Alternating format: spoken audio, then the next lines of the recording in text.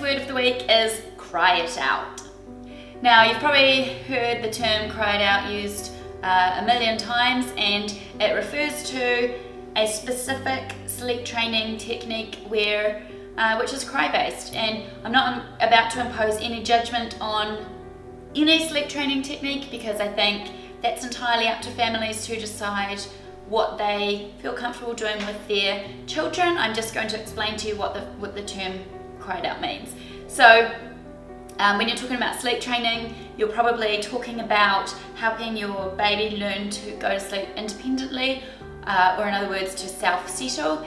And there are a lot of ways to do this, and one of those ways is by sleep training them and using a variety of different methods. And again, I'm not going to say which method you should use for your child. That's entirely up to you and your parenting style.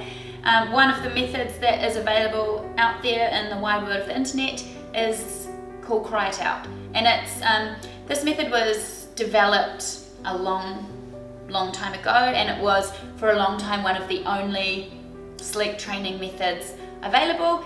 And it was basically the idea that you put your baby in their bed and you leave the room and they cry, and you let them cry it out. So you let them cry without going back in and reassuring them or anything like that, and they eventually, in theory, learn to go to sleep on their own without relying on your input. So that in a nutshell is what cry it out means.